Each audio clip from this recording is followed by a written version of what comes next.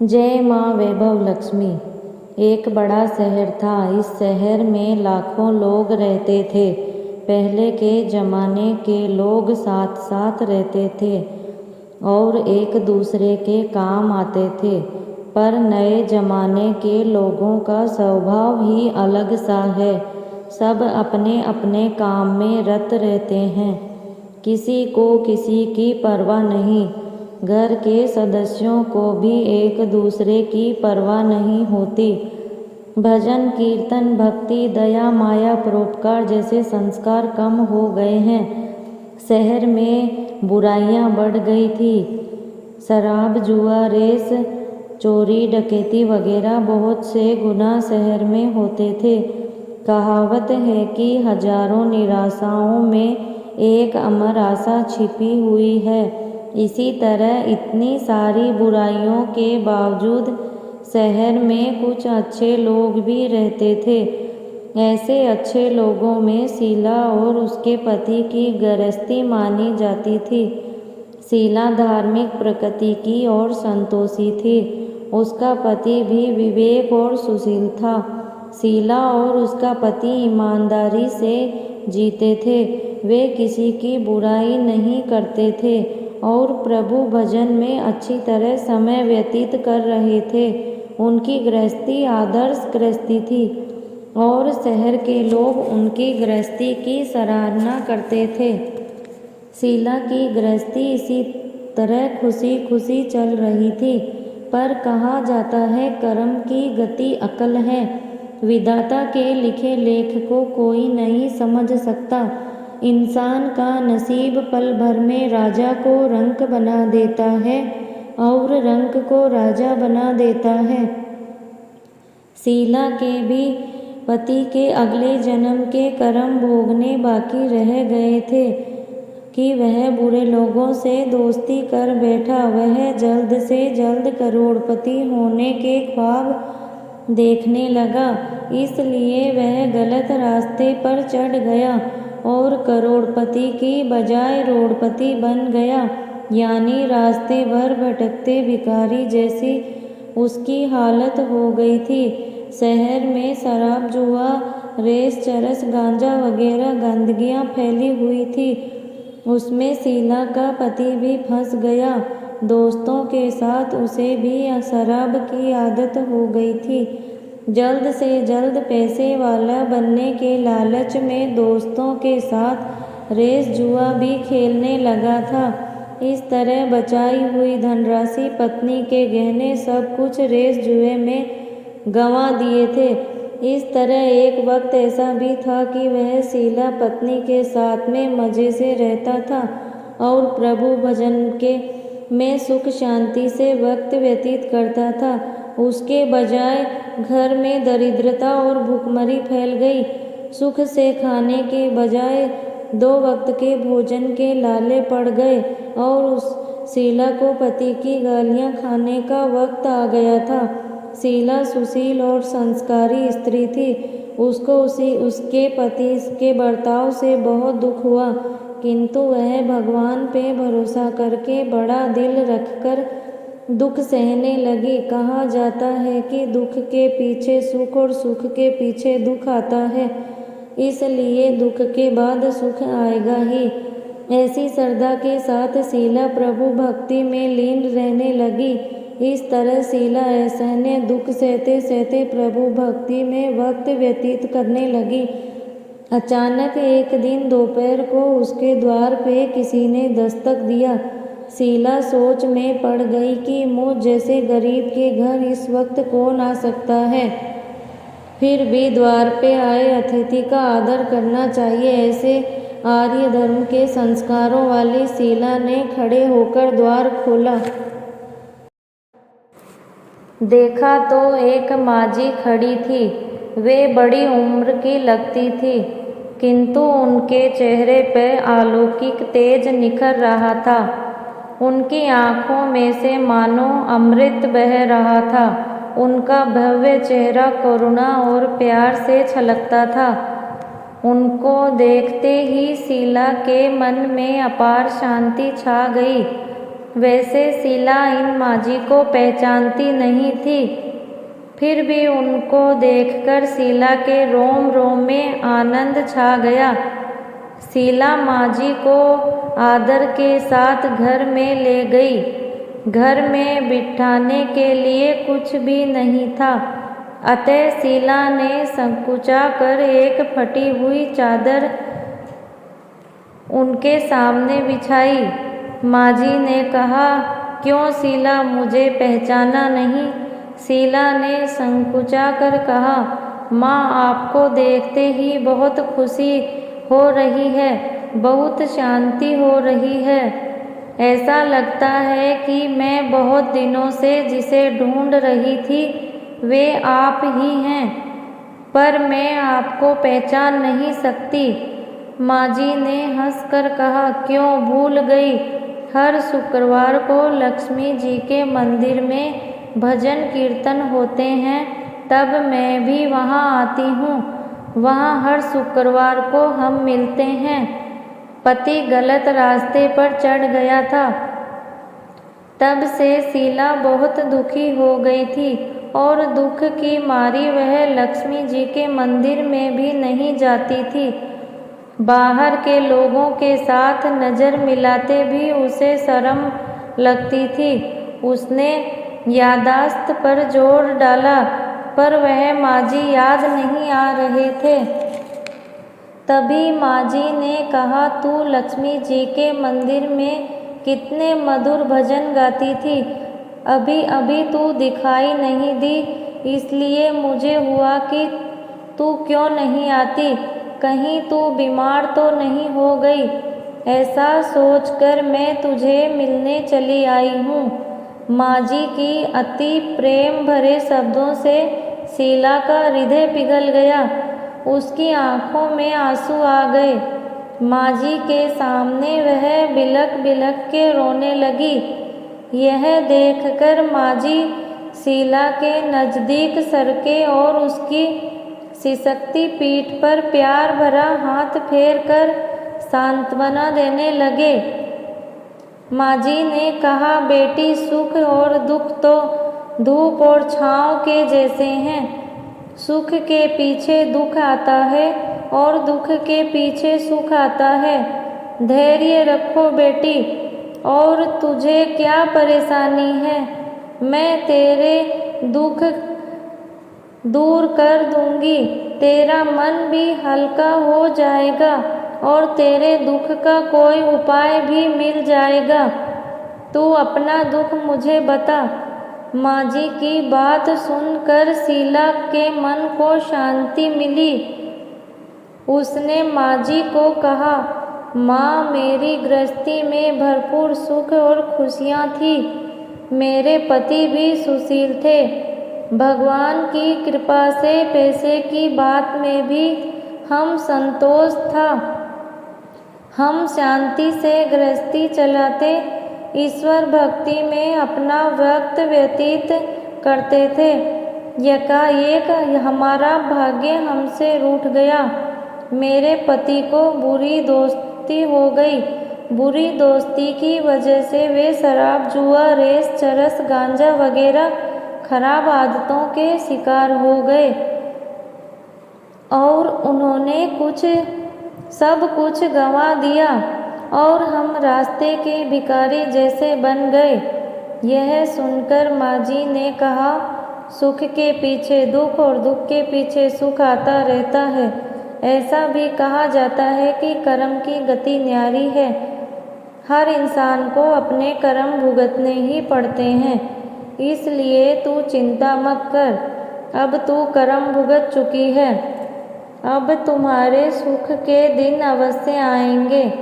तू तो माँ लक्ष्मी जी की भक्त है। माँ लक्ष्मी जी तो प्रेम और करुणा के अवतार हैं। वे अपने भक्त पर हमेशा ममता रखती हैं। इसलिए तू धैर्य रख के माँ लक्ष्मी जी का व्रत कर, इससे सब कुछ ठीक हो जाएगा। माँ लक्ष्मी का व्रत करने की बात सुनकर शीला के चेहरे पर चमक आ गई।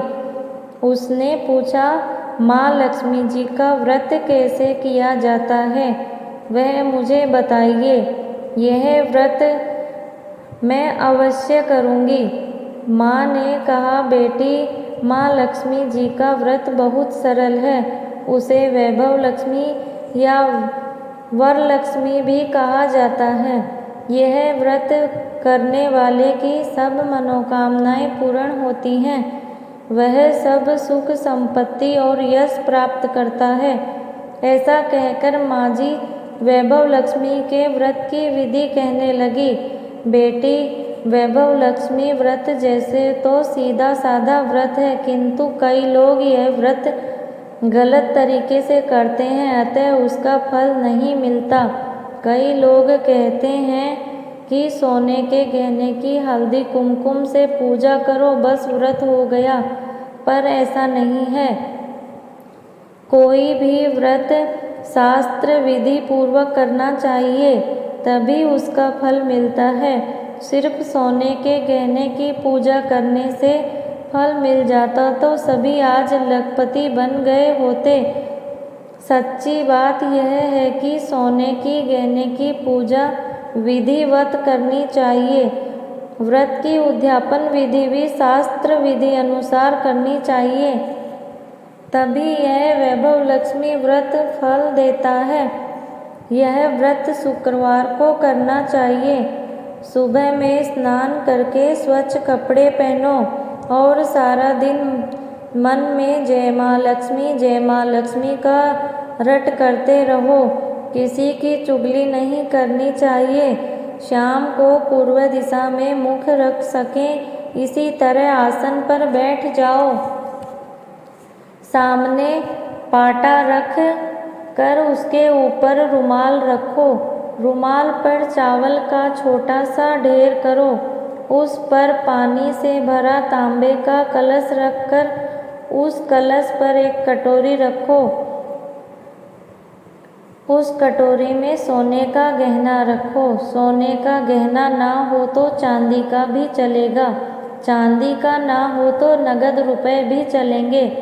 बाद में घी का दीपक जलाकर धूप दीप से पूजा करो। माँ लक्ष्मी जी के बहुत स्वरूप हैं। माँ लक्ष्मी जी को श्री यंत्र अति प्रिय हैं, अतः वैभव लक्ष्मी में पूजन विधि करते वक्त प्रथम श्री यंत्र और श्री लक्ष्मी जी के विविध स्वरूपों का सच्चे दिल से दर्शन करो। उसके बाद लक्ष्मी स्तंभ का पाठ करो। बाद में कटोरी में रखे हुए गहने या रुपए को हल्दी कुमकुम और चावल चढ़ाकर पूजा करो और लाल रंग का फूल चढ़ाओ। शाम को कोई मीठी चीज बनाकर उसका प्रसाद रखो। न हो सके तो शक्कर या गुड़ भी चल सकता है। फिर आरती करके 11 बार सच्चे हृदय से जय माँ लक्ष्मी बोलो। बाद में 11 या 21 शुक्रवार यह व्रत करने का दृढ़ संकल्प माँ के सामने करो और आपकी मनोकामना पूर्ण हो वह पूरी करने को माँ लक्ष्मी को विनती करो। फिर माँ का प्रसाद बांट दो और थोड़ा सा प्रसाद अपने लिए रख लो। अगर आप में शक्ति हो तो सारा दिन उपवास रखो और फिर प्रसाद खाकर शुक्रवार करो।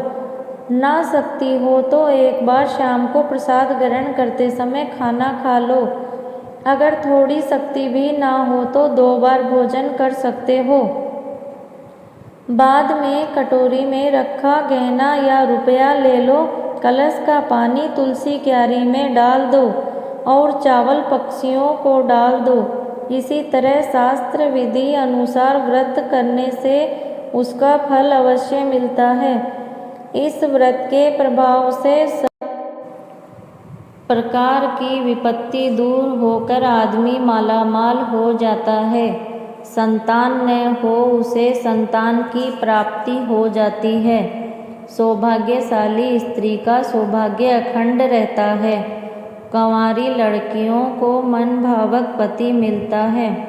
शीला यह सुनकर आनंदित हो गई। फिर पूछा, माँ आपने वैभव लक्ष्मी की जो शास्त्र विधि बताई है वैसे मैं अवश्य करूँगी, किंतु उसकी उद्यापन विधि किस तरह करनी चाहिए यह भी कृपया करके सुनाइए। माँ जी ने कहा, 11 या 21 जो मन्नत मानी हो उतने शुक्रवार यह वैभव लक्ष्मी व्रत पूरी श्रद्धा और भावना से करना चाहिए। व्रत के आखिरी शुक्रवार को जो शास्त्र विधि अनुसार उद्यापन विधि करनी चाहिए वह मैं तुम्हें बताती हूँ। आखिरी शुक्रवार को खीर या नैवेद्य रखो। पूजन विधि हर शुक्रवार को करते हैं वैसे ही करनी चाहिए।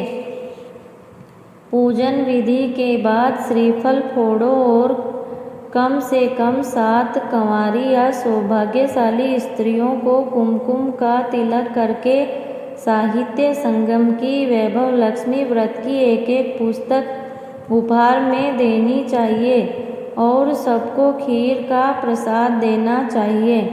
फिर धन लक्ष्मी स्वरूप वैभव लक्ष्मी स्वरूप माँ लक्ष्मी की छवि को प्रणाम करें। माँ लक्ष्मी का यह स्वरूप वैभव देने वाला है।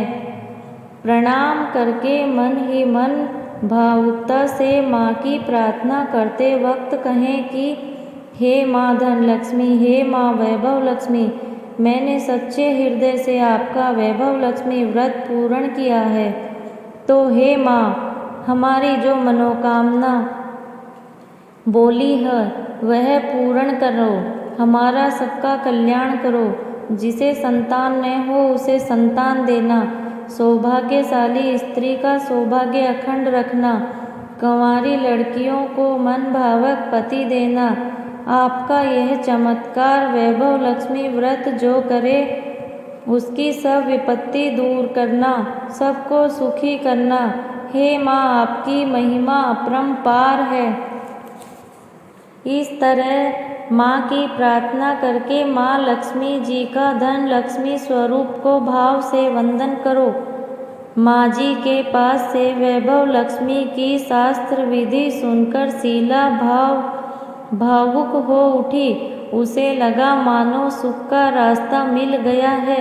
उसने आंखें बंद करके मन ही मन उसी क्षण संकल्प किया कि हे माँ वैभव लक्ष्मी, मैं माँ जी के कहे मुताबिक श्रद्धा से शास्त्र विधि अनुसार वैभव लक्ष्मी व्रत 21 शुक्रवार तक करूँगी और व्रत की शास्त्र विधि अनुसार उद्यापन विधि करूँगी। शीला ने संकल्प करके आंखें खोली तो सामने कोई न था। वह विस्मय हो गई। वो माँ जी कहाँ गई? यह माँ जी दूसरी कोई नहीं थी, साक्षात लक्ष्मी जी थे। शीला लक्ष्मी जी की भक्त थी, इसलिए अपने भक्त को रास्ता दिखाने के लिए माँ लक्ष्मी देवी माँ जी का रूप धारण करके शील के पास आई थी। दूसरे दिन शुक्रवार था। सवेरे स्नान करके स्वच्छ कपड़े पहनकर शीला मन ही मन श्रद्धा से पूरे भाव से जय माँ लक्ष्मी की रट करने लगी। सारा दिन किसी की चुगली नहीं की। शाम हुई तब हाथ पांव मुंह धोकर शीला पूर्व दिशा में मुख करके बैठ गई। घर में पहले सोने के बहुत गहने थे, पर पतिदेव के गलत रास्ते पर चढ़कर सब गहने गिरवी रख दिए। पर नाक की चुन्नी बच गई थी। नाक की चुन्नी निकालकर उसे धोकर शीला ने कटोरी में रख दी। सामने पाटे पर रुमाल रखा, मुट्ठी भर चावल का ढेर किया, उस पर तांबे का कलश पानी से भर के रखा, उसके ऊपर चुन्नी वाली कटोरी रखी। फिर माँ जी ने कही वही शास्त्र विधि अनुसार वंदन पूजन वगैरह किया और घर में थोड़ी शक्कर थी, वह प्रसाद के रूप में रखकर वैभव लक्ष्मी व्रत पूर्ण किया। यह प्रसाद पहले पति को खिलाया। प्रसाद खाते ही पति के स्वभाव में फर्क पड़ गया। उस दिन उसने शीला को मारा नहीं, सताया भी नहीं। शीला को बहुत आनंद हुआ। उसके मन में वैभव लक्ष्मी के लिए श्रद्धा बढ़ गई। शीला ने पूर्ण श्रद्धा भक्ति से 21 शुक्रवार तक वैभव लक्ष्मी व्रत किया।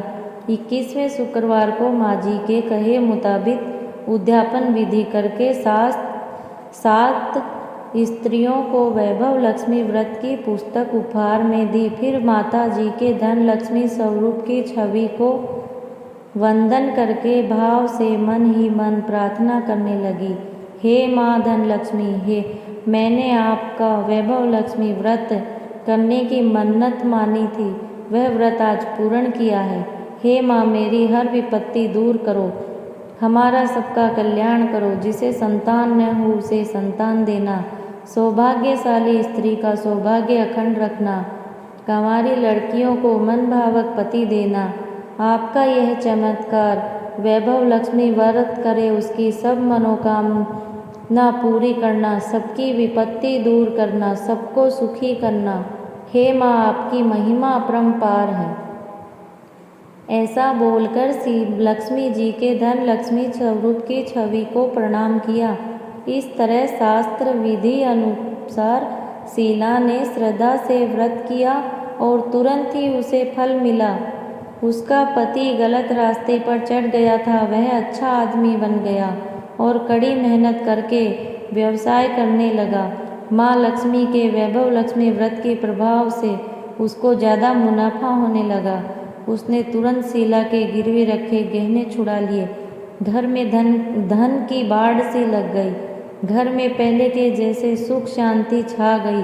वैभव लक्ष्मी का व्रत का प्रभाव देखकर मोहल्ले की दूसरी स्त्रियां भी शास्त्र विधि पूर्वक वैभव लक्ष्मी व्रत करने लगी। हे माँ धन लक्ष्मी, आप जैसे शीला पर प्रसन्न हुई, इसी तरह आपका व्रत करने वाले सब पर प्रसन्न होना, सबको सुखी करना, सबको शांति देना। जय माँ धन लक्ष्मी, जय माँ वैभव लक्ष्मी।